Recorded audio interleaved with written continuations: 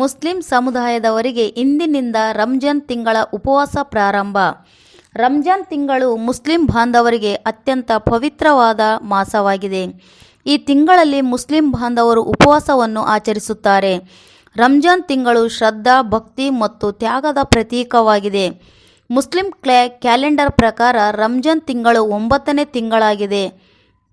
ಇಸ್ಲಾಂ ಧರ್ಮದ 5ನೇ ಮುಖ್ಯ ತತ್ವಗಳಲ್ಲಿ ಆಹಾರ ಮತ್ತು ನೀರನ್ನು ತ್ಯಜಿಸಿ ಉಪವಾಸ ಆಚರಿಸುತ್ತಾರೆ.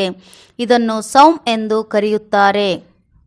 ರಂಜಾನ್ ತಿಂಗಳ ಮಹತ್ವ: ಕುರಾನ್ ಅವತರಣೆ, ಉಪವಾಸ, ದಾನ, ಧರ್ಮ, ಸಾಮರಸ್ಯ, ಪ್ರಾರ್ಥನೆ, ಜಕಾತ್, ಈದ್ ಉಲ್ ಫಿತರ್. ರಂಜಾನ್ ತಿಂಗಳ ಕೊನೆಯಲ್ಲಿ ಈದ್ ಹಬ್ಬವನ್ನು ಆಚರಿಸುತ್ತಾರೆ.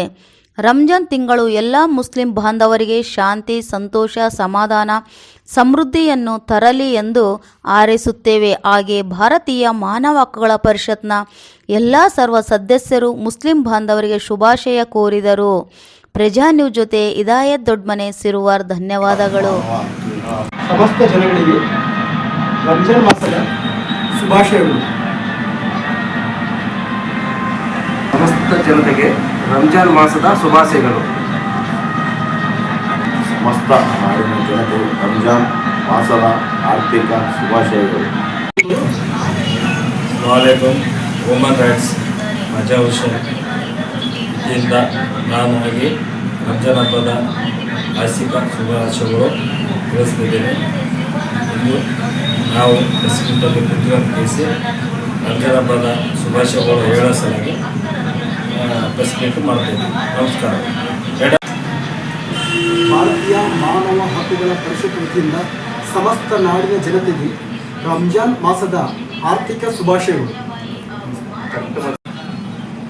ಭಾರತೀಯ ಮಾನವ ಹಕ್ಕು ಪರಿಷತ್ ಜಿಲ್ಲಾ ಘಟಕ ವತಿಯಿಂದ ನಾಡಿನ ಸಮಸ್ತ ಜನತೆಗೆ ರಂಜಾನ್ ಮಾಸದ ಆರ್ಥಿಕ ಶುಭಾಶಯಗಳು.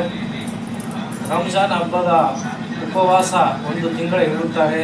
ಅವರ ದೈವ ಭಕ್ತರಿಂದ ಅವರೆಲ್ಲ ನಾಡಿನ ಎಲ್ಲ ಮುಸ್ಲಿಂ ಅವರು 1 ತಿಂಗಳ ಹಬ್ಬ, 1 ತಿಂಗಳ ರಂಜಾನ್ದ ರೋಜಾ, ಆಮೇಲೆ ಆ ಹಬ್ಬ ಪವಿತ್ರವಾದ ಹಬ್ಬವಾಗಿದೆ. ಇದು ಇನ್ನೊಂದು ಏನಂದರೆ ಅವರಿಗೆ ಈ ಹಬ್ಬದಲ್ಲಿ ಜಕಾತು ಏನೇನೋ ಕಾರ್ಯಗಳು ಇರ್ತವೆ.